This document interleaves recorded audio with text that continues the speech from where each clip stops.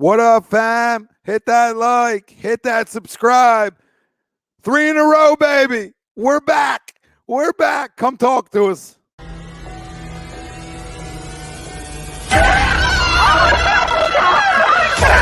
Let's go.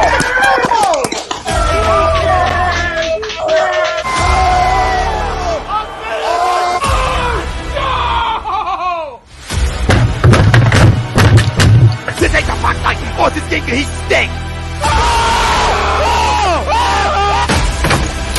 Oh shit! It's gone.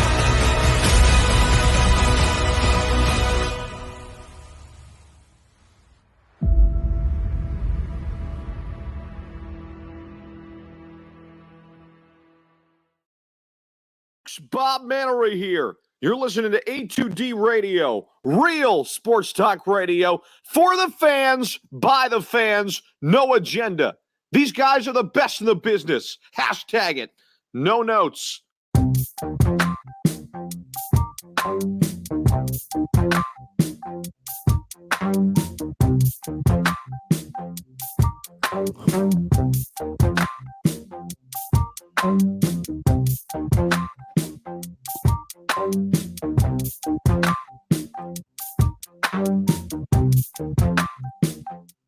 Let's go. Welcome in, everybody. It's the A2D Radio Sixers postgame show. That's Ryan Brotto. I'm Tom Arnone.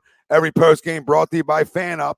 And FanUp is the best way to enjoy fantasy sports, daily NBA contests, and more. Win great prizes. Sign up today. Use our promo code A2D for 5,000 bonus points, $50 value. FanUp right on the Apple Store. I'm telling you, you'll love it. So interactive and no salary caps. That's the big one. No salary caps. We got a lot to talk about after dubs. It feels great to come on after wins, right? Our first two that we launched, right? And we've done other post games, but our first two that we're like, hey, we're going to do as many post games as we can. The first two we lost, right? That's our first two out. We lost them. And we're like, all right, here we go. This is our bad juju. This is why we stay away from these types of things. And now we're back. All right. Winners are 3 in a row now for me and you as well. Winners are 3 in a row. Sixers winners are 3 in a row.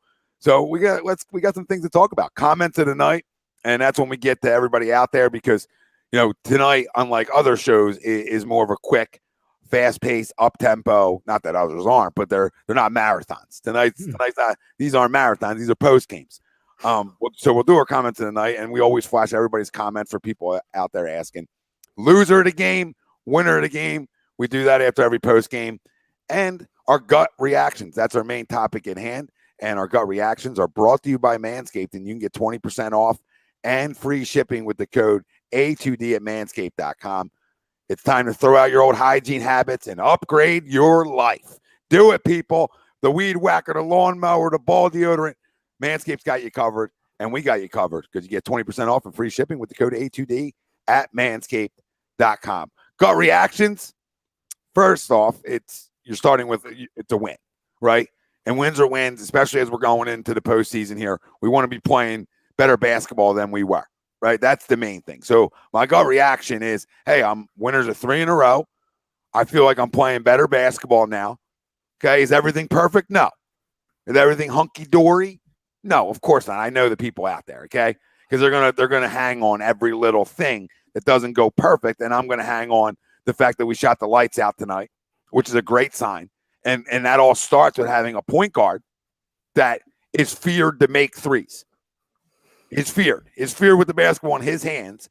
And that same point guard is also a great distributor. And that point guard had 14 assists tonight and got a lot of guys involved. And this is what we're talking about, hot hands. Right? Tyrese Maxey, hot hand. So guess where you're going to feed? Guess where you're going to get the ball to? You're going to find him. You're going to get him the basketball. And a great night from Tyrese tonight with 30. So my gut reaction, after is, hey, this team is getting themselves ready for postseason basketball.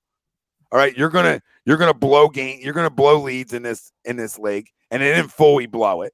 Okay, I never really felt like, even though they were coming back, that they were really coming back. Right? Like I feel like everybody still thought we had this game in hand when we put Joel Embiid back in. Mm-hmm.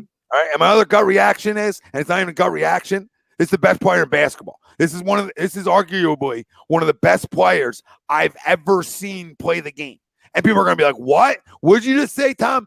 I'm talking about his size and what he can do on a basketball court is the reason why I'm not running from this team being in an Eastern Conference final. He's playing at another level. He's always been my son. I've always talked about how good he was and how he's been a minute per game guy. 1 point per minute type of basketball player since he's walked onto the basketball court. All right. And I know what he could do if he was really playing an entire season and playing 38, 40 minutes a night. And tonight's another example of that. Tonight's another example of why he's the best player in the league.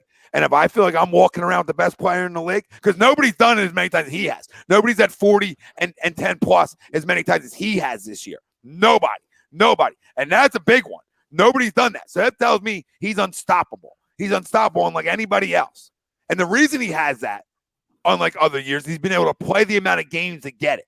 And this isn't a Joel Embiid MVP campaign from me. I don't care about that stuff. That's for a player to care about. What I care about, I know my player cares about it, is winning. And that's what he cares about. So for everybody out there creating a narrative that he only cares about the MVP, buy a clue.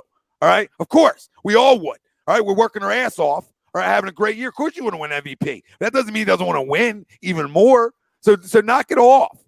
But what it tells me, he's the best player in the league. And as long as I have that guy on a basketball court playing at this level, I got a chance to go far in the postseason. I just do. That's factual. Will that come into fruition?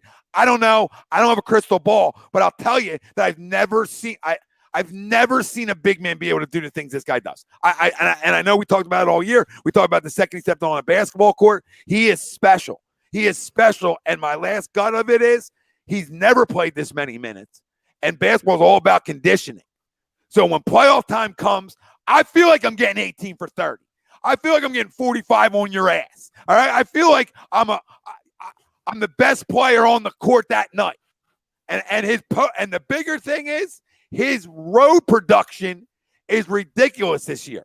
Ridiculous this year. And so what does that tell me come postseason? Well, he's going to do the same shit on the road. He ain't disappearing on the road.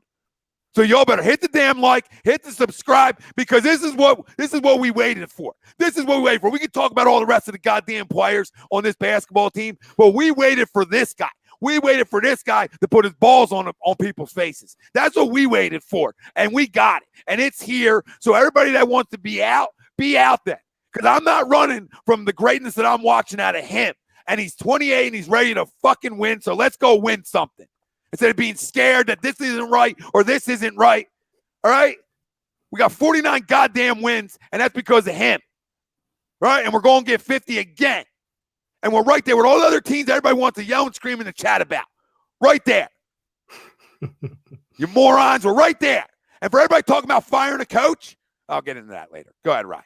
There's my guy. Let's say that for the loser. The loser, and we'll save it, but I'll get deeper into it, is the people that want to talk about firing a coach. Before we even open the final, we even get to the final chapter, people. We're not even there. We're still reading the book. Morons. We didn't get to the part where Doc chokes in the playoffs yet. That comes later. We didn't just wait a couple weeks, ladies and gentlemen. We'll get there. If we put 3-1ers or 28-point leads again, then hey, here we go, and I'm right with you, but not there yet. To your point, Tom, with Joel, my biggest takeaway, it's on the sign. Joel Embiid, good at basketball, great at basketball. Damn, we've come a long way since the 2 years, almost 3 years, where we didn't think this guy would ever step on a basketball court for us. It's like the years of, Dario won't ever come over. Joel Embiid won't have a foot that works. He'll never play basketball again. Sam Hinkie lied to us. That feels like it was 35 years ago, ladies and gentlemen. And yeah, listen, an MVP award, 49 victories, regular season wins, playoff wins. I understand that's not equivalent to a championship, but damn, it's a reminder that when everyone's panicking about all the things wrong in this city, we have to remind ourselves that at least we have this guy. You know what I mean? Like, he makes a lot better. He gets rid of a lot of weaknesses, a lot of bad things that go on throughout the entire city as far as these 4 sporting teams. 5 if you want to count the Union, be my guest. And it's like, well, damn, at least we have him, right? And everyone could talk about, he's not Giannis, he's not Jokic. It doesn't friggin' matter to me. It really doesn't. I know it matters to him, not solely, to your point, Tom. I think that narrative that, he's now lobbying, he's begging for the MVP trophy. I don't think that's the case. I think he was asked a question and he answered it. I think that he's passionate about it because of where he came from, the fact that he didn't start playing until he was 16. He was going to quit his first year at Kansas, and now you look where he is now. So the story of Embiid, like you always, how many times have we talked about it? The 30 for 30 on this guy is going to be one of the best out there. Not just because we're Philly fans and Sixers fans, but it's because the story, it has so many layers to it. As far as this game, I thought it was great aside from obviously Embiid doing what he does. I don't want to call it a bounce back game for Maxey because I'm not going to act like he's been averaging 7 the last couple of weeks, but he obviously got to that really hot start from 3 once Harden arrived. And then from games, I would say like 8 to like 12 or 13 with Harden, he kind of hit a little bit of a lull. You know what I'm saying? It was some of the shots. Maybe he hit a little bit of a wall. He was coming up short on a lot of them. And, the narrative at least was, oh, well, has he hit a wall? Has he hit kind of a dry spell? Well, I'm not saying he's going to replicate what he did tonight every night and have 8 3-pointers. But it was good to see him get some confidence back because you need that from him going into the playoffs, him to be that threat, because when you have Harden facilitating, and I'll save it for anybody who's thinking about panicking about Harden and he only had 11, 12 points, in tonight's game. It really doesn't matter because this goes back to what you and I talked about. I believe it was on Saturday, Tom, that in a playoff series, if you have Embiid doing what he does, and if you want to have Tyrese, Tobias, and Harden kind of rotate between, okay, this is game 1, Harden's going to be that solidified second star. In game 2, it's Tyrese Maxey like you saw tonight, and then there's going to be a couple games with Tobias, and then the other guys kind of fill in the pieces, and Harden plays that facilitator role. I have no issue with it. I have absolutely no issue with it, especially when you saw how efficient Tobias Harris was from the perimeter, and this bench had 28 points.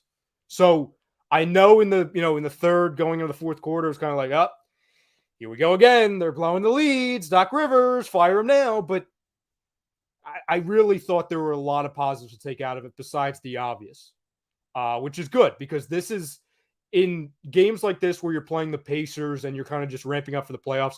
You want them to get these environments to where certain guys are starting to get confidence back in a way, especially since the city was on fire last week because we lost to the Suns, Bucks, and then the Pistons. Yeah, I'll just keep saying this is my gut. I mean, this is arguably one of the I'll say one of the best basketball players I've seen. And people out there can say whatever they want. I mean, you're just not watching them then. And I don't care about the MVP. You're just not watching them. I care about my chances in the postseason. And my chances in the postseason rise because of the level of his play. So for Bill to tell me he can't play 39 minutes in the postseason, that's a bad take. That's a terrible take. First off, terrible take, Billy, because he's done it all year. So terrible take. All right. And there's no back-to-backs in the postseason, in case you didn't know, Bill. Here to help you. And then you're telling me that a big guy in the center shouldn't be your top scorer and expect to put up 40 a night to win. First, this isn't your typical big man, Bill. This is a guy who can back to the basket. This is a guy who can center 3. This is a guy who can do everything on a basketball court. So the times have changed. So why can't he? Why can't he be your leading scorer in the postseason? Like, you think Shaq didn't lead the Lakers and wasn't their leading scorer in the postseason at times? You think when he was with Orlando and they went to the finals, he wasn't their leading scorer? So, I mean, come on. So if you want to go backwards, we can. Was Hakeem the leading scorer with Houston in the postseason over Clyde? Probably. I'll venture to guess yes. Okay, so you want to do it, Bill? I mean, you want to do it? This is why it's no notes, Bill, because I just remember shit. All right? I just remember. All right? And I'm old enough, and I'm 39, so I go back a minute. I remember things. Okay, Bill? So don't tell me what it's supposed to be.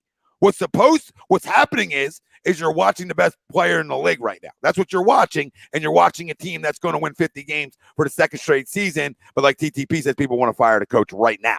Right this minute, they would do it right now. So if anybody doesn't think that this guy can't do this in the postseason, first off, you haven't watched him in the postseason because he can, all right? But he's never logged the amount of time to get his body really ready for postseason basketball. That's why I believe this is going to be the best Joel Embiid we've ever seen. I think he's going to go to another level. And you're going to tell me, what's another level, Tom? Don't be surprised if there's a 50 or 2 mixed in this postseason. Because I just feel like he's going to continue to go to another level. Tom, who's stopping him? Tom, we saw last year in the postseason. I saw it with my own eyes right in front of me. Game 2 against the Hawks, he put up 44 on one leg. That was, you know what I'm saying? Like, listen, I understand to a degree what Bill's trying to say, but again, it all goes away when you talk about this guy isn't a freaking center. Like, he is technically, sure, but this is the same guy that half this fan base every couple weeks they talk about. Oh, well, he's not really playing like a center because he's playing from the perimeter too much. Like, this isn't a Shaq. This isn't like that. The guy can beat you so many different ways. So many different ways. So I'm not necessarily worried about that. It's something where, yeah, if he gets banged up, if he's out of breath, I'll deal with it then. But I'm not going to go into the playoffs thinking, oh, well, you know, he's going to resort back to what he's been the last handful of years. It's different. It's much different of a situation. And it's a healthy guy as of right now. Bill, it is a terrible take. It's maybe one of the worst takes of all time. Like, you're telling me what he can't do. Well, why can't he? Tommy, it's not a terrible take. He should be playing 35, 36 a night, and without his well, he can't, Bill, because we don't have a backup center. So now, but now you're taking away his 40 and say, what is it? This team won't win. So we're taking him away now. So you just take them away to make your argument. That's not fair, Bill. I mean, buy a clue. I mean, why can't a big guy be your top scorer? I mean, you got to go through the history of the league and look who's cut down nets, Bill. Who's cut down nets, Bill? And who was their leading scorer? I think Shaq almost led the league the 1 year Lakers went to the finals. Are we okay and won it? Are we okay? And that was without free throws. That was without free throws, Tom. You and I did on the phone the other day. We went without them. So what are you talking about, Bill? Big men, you can't beat teams leading scorers. What are you saying? What are you saying? When the Lakers were winning, who did you think was their leading scorer early on? It wasn't Kobe, honey. He was 18. Tom, I think I know what's happening. And Bill, I'm tongue in cheek, so don't get mad at me, okay, before you start typing. He's upset with the big man stuff because they lost Robert Williams, Tom. He's missing Robert. That's what it is. He lost his center. He's been like this. He's been like this about Embiid forever. All right, so go look up Shaq when they won the finals the first 2 years together or whatever it was. Definitely the first year. All right, when Kobe was 18. Who led them in scoring, Bill? Go look at Houston when they cut the nets down twice, and who was their leading scorer? Every host on every show says he shouldn't be playing that many minutes, but you. I don't care what other people say. If he can play those types of minutes, why can't he?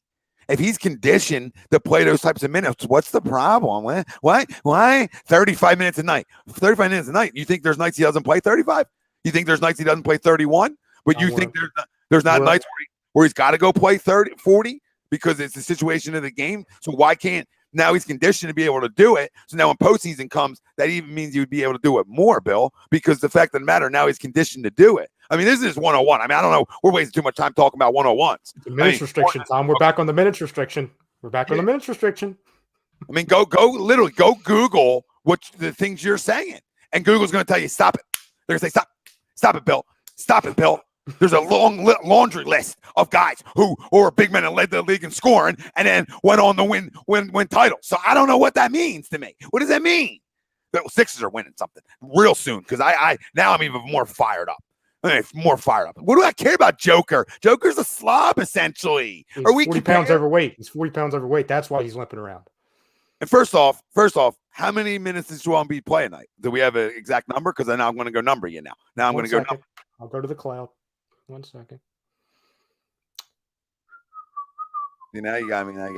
I don't care. Just go look at the list. I mean, everybody's saying facts because it's the truth. I'm just speaking the truth. People don't want to hear the truth at times, right? And that's fine. And that's fine. But I've always said that what A2D is going to do is tell you the truth. And the truth he actually averages less than Joker.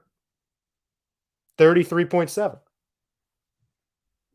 So Bill, if you said 34, Bill, Embiid averages less. Bill, another L. This is amazing. Bill, don't get mad at me, Bill. I'm just reading what's on the prompter, Bill. Sixers can beat anybody in the league, Eagle City. You're 100% right. You know, and I don't know why a big man being your team's leading scorer is a problem. People want to create that narrative that I've read in groups and content creators. They want to create the narrative that, well, you know, the offense can't go through the big man. Why? What are you talking about? What'd you say? What'd you say? Can't go through moving the goalposts, Tom. That's all this is. Moving the goalposts. When did that become a thing? Because everybody falls in love with the three ball, so now it can't go through the big man. Big Moose. Big Moose. 499 super chat. We appreciate you, Big Moose. Is Harden declining before our eyes? Simply doesn't look the same, and his efficiency is down. Can't blow by players. Explosion gone. Shooting percentage down. Big Moose, I don't know. I'm really holding that judgment out until I see him in the postseason, right? And that's not a cop out of it. That's just truly how I feel. Like I need to see him in the postseason, and then I can come to that conclusion. Because you wonder, is there coast right now? And I'm not. That's not an excuse. I'm just leaving all things on the table, and then we're going to find out what gets thrown off the table at the end of the year, right? Big Moose, I appreciate the super chat. I think it's a couple things. And Tom, you and I talked about it before we went on. I think it's 3, and none of these again are absolving the fact that he's been ice cold shooting. He's been a poor shooter. I'll just say it. Since the 5 games, he's been I almost want to say a bad shooter. I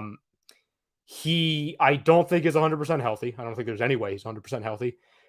2, I think he's still trying to feel it out and figure out what his role is going to be. Hey, is this going to be a night where I try and carry, or is this a game where I try and get the Maxey's, Tobias's, and Embiid's going to get his, but get him even more involved. And 2, I think it's kind of like you saw it tonight. I think he's kind of taking a back seat knowing, hey, feed it to Joel. He's trying to get him the MVP. You know what I'm saying? Now again, it's not their most important thing. Their most important thing is getting wins, but it's very clear that he's trying to put Joel Embiid in the best position to succeed.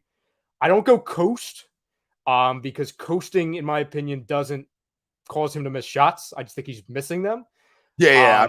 And that's not directed at you. That's directed at there's a couple people on the dial that are standing on the on the mountaintop saying he's absolutely fine. He's still Houston Harden. He's just coasting. I think that's a little fraudulent because you can coast and make shots. He's bricking shots more than he's making them.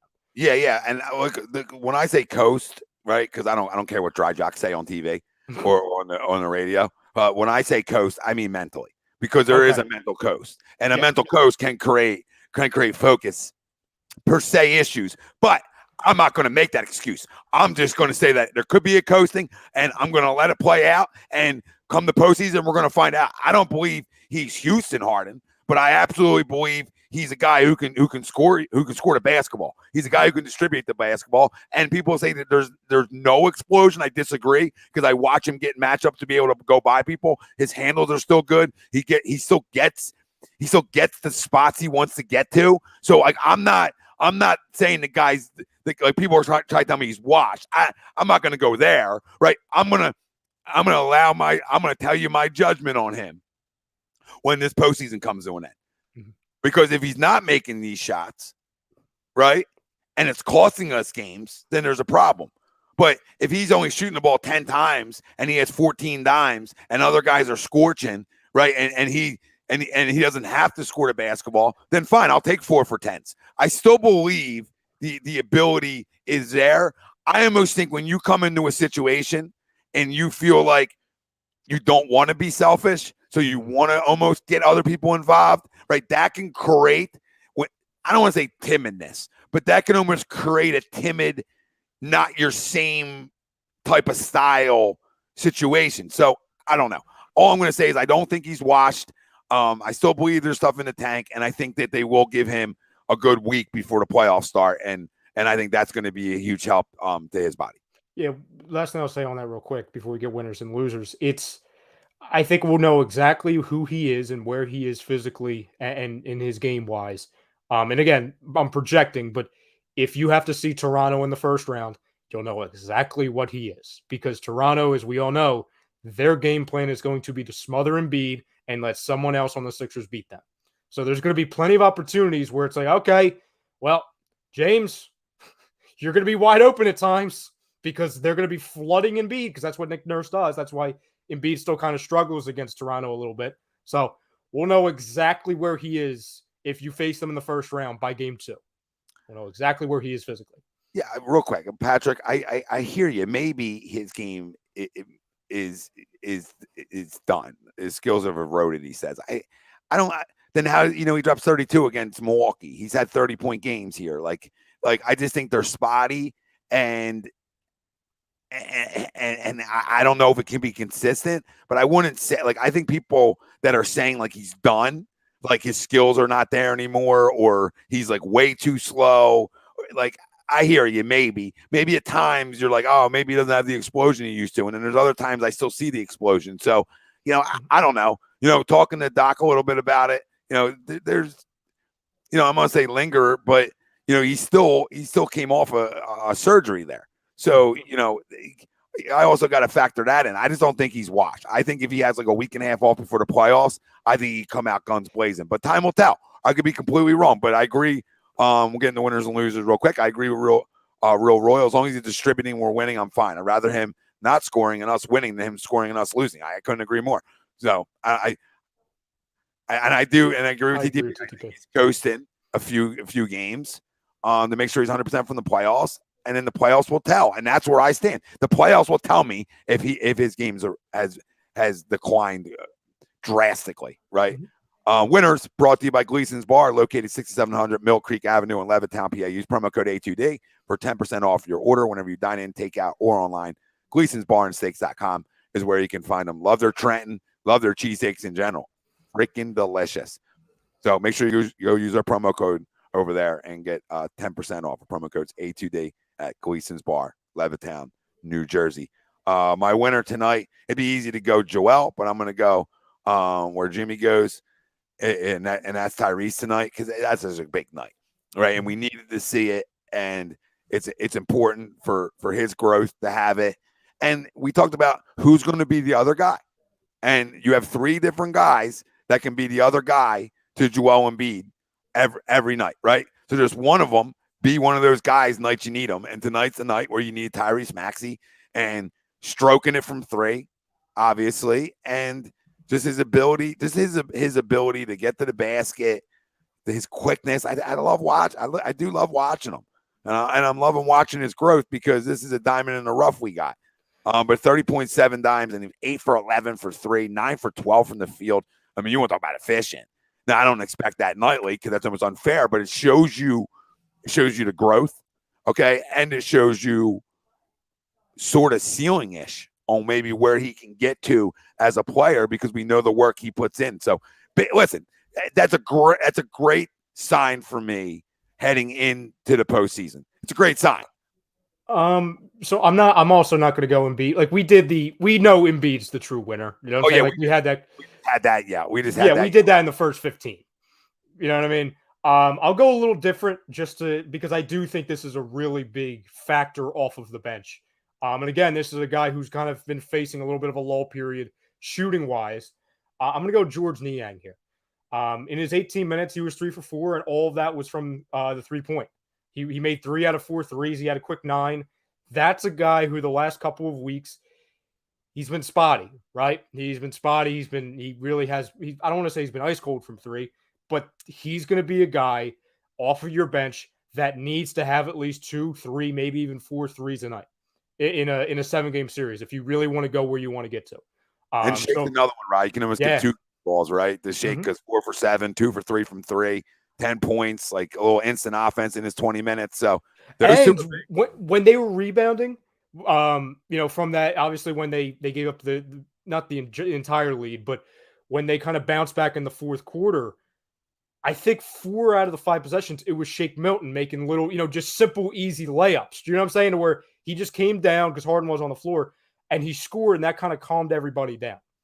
So it was good. There were much needed baskets in those minutes where Shake Milton came in off the bench and kind of let everybody breathe a little bit before Embiid came in and obviously did what he did. Yeah, agreed. Eagle City, I agree with you that Maxey, he's done it against some bad teams. I hear you. The only thing I'll say is these types of games sort of allow you mentally to do it against good teams. So, the fact that he's doing it, I don't really get into the regular season like, it's bad teams. Not saying you are, just like I'm not gonna get into who you're playing and what you're doing at this age. But the fact that you can do it, again, now I got to see it in the playoffs. And I think Ryan Curtis is sort of where I feel. To think no, that's not the one. Let me find Ryan's other one. Harden isn't washed. If you're washed, you're not capable of getting 20-point triple-doubles, but he's also not Houston Harden. We need him to be a 20-point triple-double guy and to be a real threat, and that's what he is. And him being a real threat opens up this offense, as you can see. tonight by setting a franchise record in 3-pointers. So simple as that. If he averages 24, 12, and 8 in the playoffs, we'll be watching Sixers basketball for a lot longer than we have in the past. Yep, absolutely. Our losers, and that's like pedestrian. That's like pedestrian in past years. It is.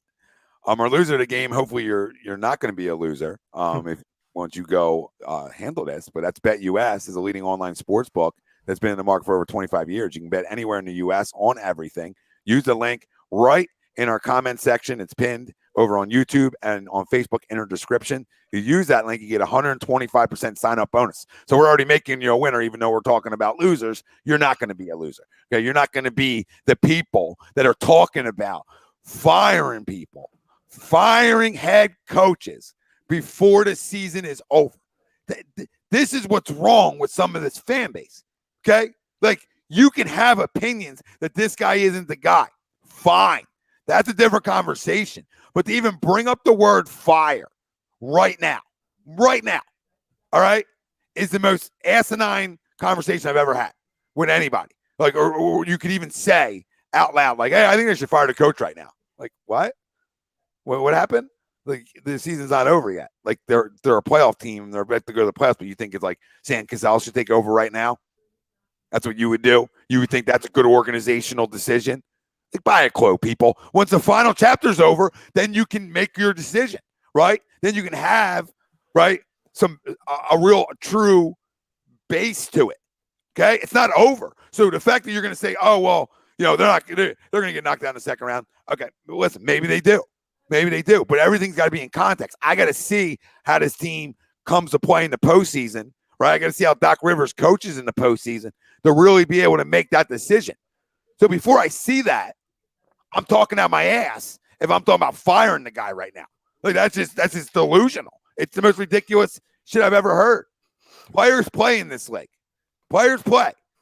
So, at some point, these players on the roster need to play. So I'm not at the fire Doc, don't sign Harden place where a lot of these guys are right now.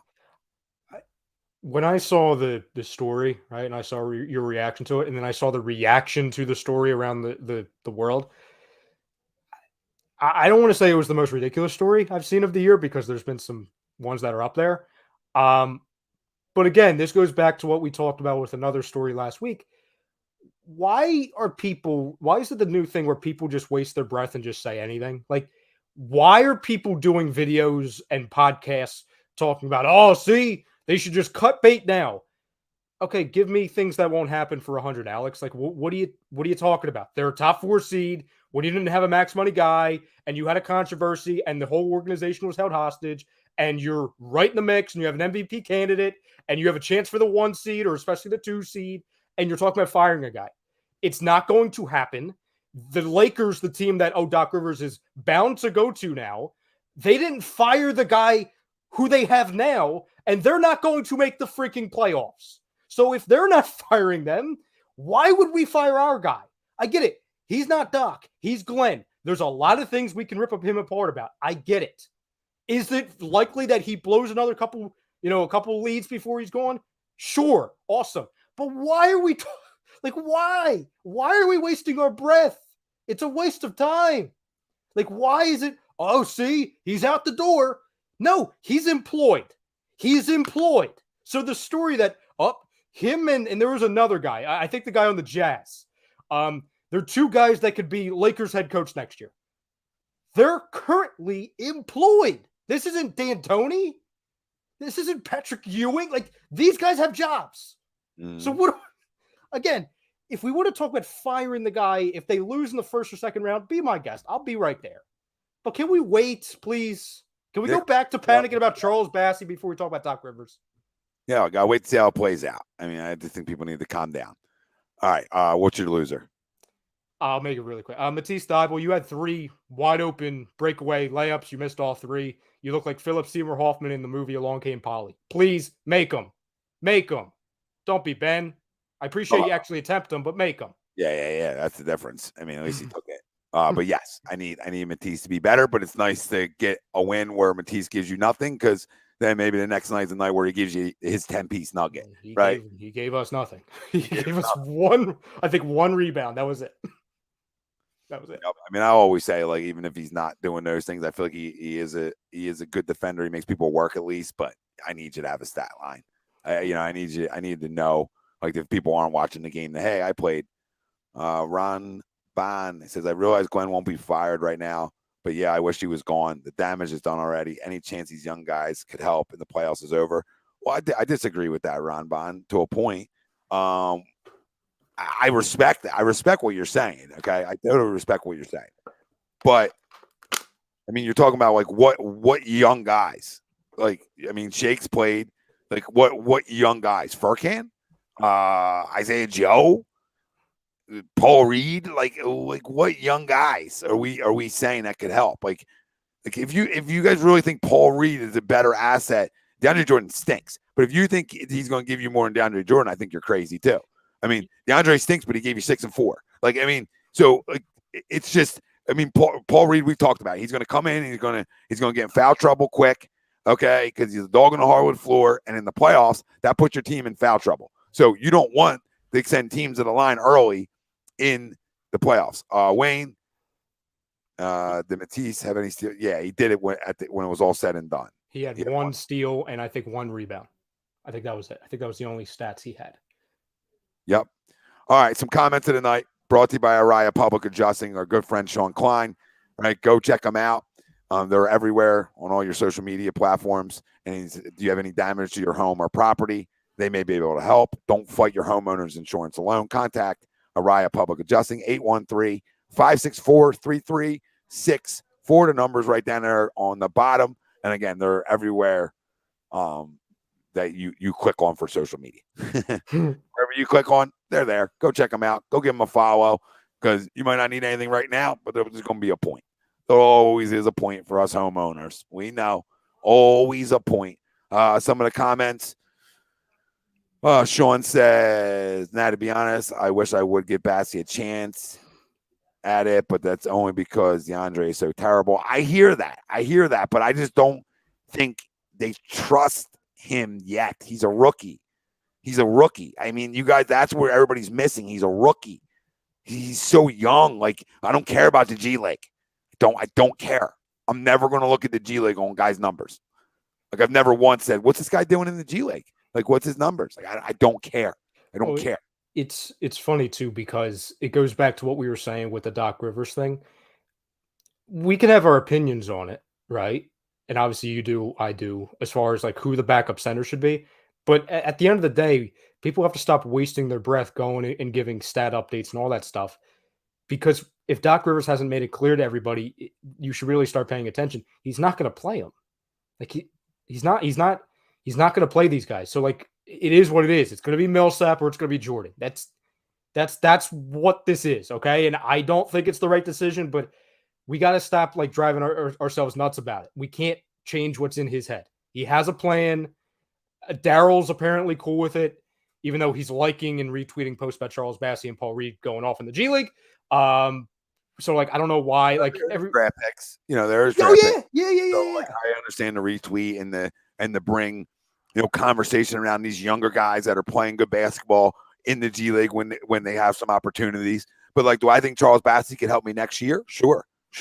Right. This year, I was never expecting Charles Bassey to have an impact for my basketball team. Right. Because if I did, I didn't think I was going to be good enough.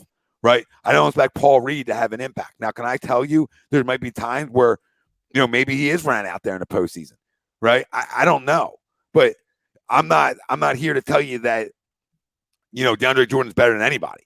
I'm just telling you, I don't care. Like, he's going to play 10 minutes. So, right. I mean, what's he going to play? He played 9 minutes tonight. What do you guys think he's playing? So just come in, try not to hurt you. And if you play 9 minutes and give me 6 points and 6 boards, I'll take it. And I'm not crowning it, but I'll take it. And Ted, here's the other thing. We've talked about this in the past. I get it. Jaden Springer was a first-round pick. I wasn't a fan of the pick. I think, Tom, you were right there because I think you liked his – you didn't like it as much as the Maxey thing, but I know you liked him as far as like a projection, what he can be. But he's 19 years old, ladies and gentlemen. Like, I get he's a first-round pick. We saw Maxey right away after he was a pick. We can't expect guys to come in when they're 19, 18 years old and be a threat. Be a threat for a championship team. That's not like a lottery pick. Are we okay?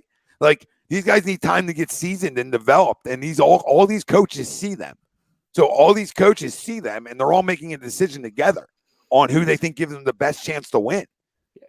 Right? Because I'm not telling you they thought DeAndre Jordan was going to give him the best, like a great chance to win. It's just a veteran, and they needed a veteran in the backup center. And they felt more comfortable going into the postseason trying to win a goddamn championship with some veterans. And I don't think there's anything wrong with that. And after this year, then you evaluate Bassey, you evaluate Paul Reed. But right now is not the time to be like, we'll test them out. That's what people tell me. Like, no, because it's not going to. What happens now is not going to translate in the postseason. Like, it's just not for guys like that are late round picks like that, per se, like late picks. They're late picks. Like Jaden Springer is a first round pick. I get it, but he was like in the 20s, and it wasn't like a Maxey in the 20s because they actually had March Madness. They actually played a tournament. They actually got to be able to see these guys. So he's a anybody drafted there is a project, essentially. Like outside of the lottery, most of the time, those picks or projects are not expected to be great. So again, give Jaden Springer some time to develop, right? But listen, there's enough guys here that can, if Niang and Shake can score off the bench, this basketball team's fine. Again, and this is why we were upset on draft night. We were one pick away from Cam Thomas. If this was Cam Thomas down in the G League, okay, I think Tom and I would be like, give him a look. Give him a look. Give Cam Thomas a look. But it's not. It's a 19-year-old kid. I would probably say like easy on Cam Thomas. Like, if I have enough guards, like just because I'm not like I expect that from a young player is hard. It's hard. At least Maxey has like some playoff experience going into this year, right? Shake has playoff experience. Like that's freaking important, people.